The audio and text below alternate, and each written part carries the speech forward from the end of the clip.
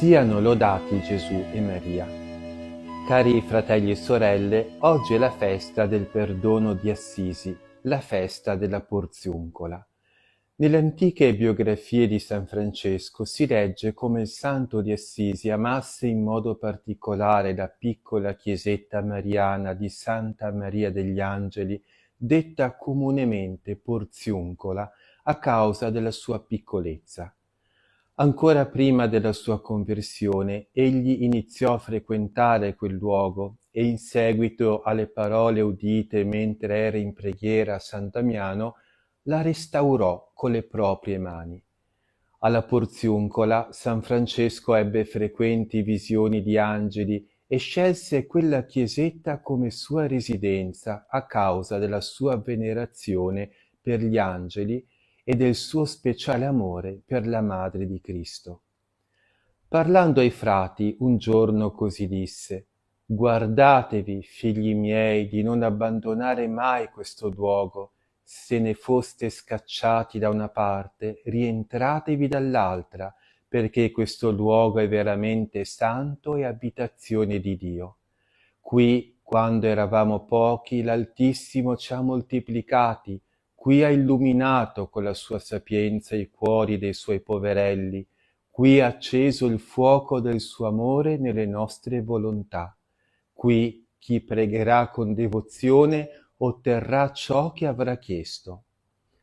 Scriveva inoltre un suo antico biografo: «Sapeva certamente che il regno di Dio è in ogni parte della terra e credeva veramente che ovunque i fedeli possano ricevere i suoi doni, ma l'esperienza gli aveva insegnato che quel luogo che conteneva la chiesetta di Santa Maria della Porziuncola era favorito e onorato da grazie celesti più abbondanti e da frequenti visite di spiriti angelici.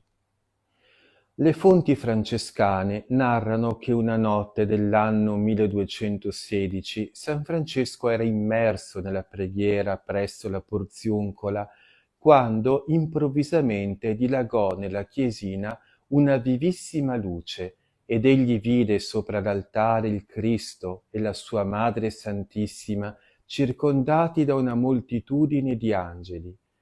Essi gli chiesero allora che cosa desiderasse per la salvezza delle anime.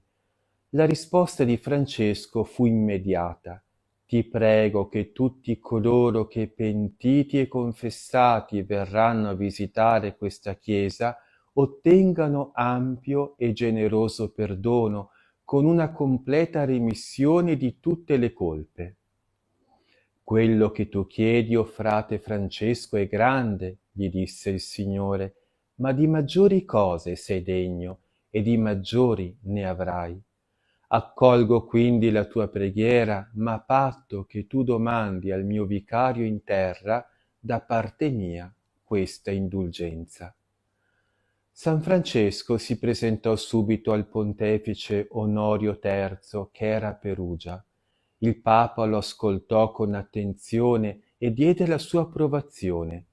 Alla domanda: «Francesco, per quanti anni vuoi questa indulgenza?», il santo rispose: «Padre Santo, non domando anni, ma anime». E, felice, il 2 di agosto del 1216, insieme ai vescovi dell'Umbria, annunciò al popolo convenuto alla Porziuncola: «Fratelli miei, voglio mandarvi tutti in paradiso». Per ottenere questa indulgenza bisogna adempiere ad alcune condizioni. La prima condizione è quella di visitare una chiesa francescana oppure una chiesa parrocchiale dal mezzogiorno del 1° di agosto a tutto il 2 di agosto. Durante questa visita bisogna recitare un Padre Nostro e un Credo. Per adempiere alle altre condizioni vi è tempo una settimana. Le altre condizioni sono confessione, comunione e una qualsiasi preghiera secondo le intenzioni del Papa, ad esempio un Padre Nostro, un Ave Maria e un Gloria al Padre. Infine, vi è un'ultima condizione, quella più importante, e anche più difficile, il distacco dal peccato, anche dal più piccolo.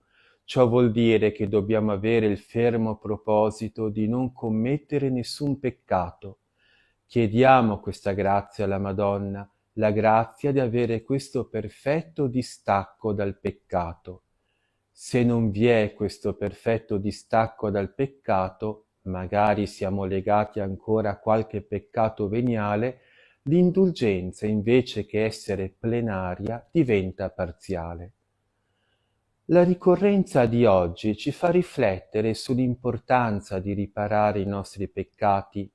Noi veniamo perdonati con il sacramento della confessione e questa è la cosa più importante che ci assicura la salvezza, ma poi bisogna riparare i peccati. Si riparano con la preghiera, con la penitenza, le opere buone. Se non si riescono a riparare completamente, si continueranno a scontare in purgatorio. Le indulgenze, se sono plenarie, ci consentono di scontare completamente le pene dovute ai nostri peccati, in modo tale che se in quel momento si muore, non si va in purgatorio. Se invece l'indulgenza è parziale, si sconta solo una parte delle pene, il resto si dovrà espiare in purgatorio. Chiediamo dunque alla Madonna che ci doni questo perfetto distacco dal peccato. Questo perfetto distacco è la grazia più grande che possiamo chiedere a lei e lei, se noi perseveriamo con sincerità in questa preghiera, ce la donerà. L'indulgenza della Porziuncola, come ogni indulgenza, si può ottenere per se stessi oppure per l'anima di un defunto. E ora, cari fratelli e sorelle, terminiamo con una preghiera alla Madonna composta da San Francesco d'Assisi. Ave, Signora, Santa Regina, Madre di Dio Maria, che sei Vergine fatta Chiesa ed eletta dal Santissimo Padre Celeste che ti ha consacrata insieme con il Santissimo suo Figlio diletto e con lo Spirito Santo Paraclito, tu in cui fu ed è ogni pienezza di grazia e ogni bene. Ave suo palazzo, ave suo tabernacolo, ave sua casa, ave suo vestimento, ave sua ancella, ave sua madre. E saluto voi tutte, sante virtù, che per grazia e illuminazione dello Spirito Santo venite infuse nei cuori dei fedeli, perché da infedeli, fedeli a Dio, li rendiate. E per intercessione della Beata Vergine Maria, di San Giuseppe e di San Francesco, vi benedica e vi custodisca il Signore Onnipotente e vi liberi da ogni male. Nel nome del Padre, del Figlio e dello Spirito Santo. Amen. Siano lodati Gesù, Giuseppe e Maria.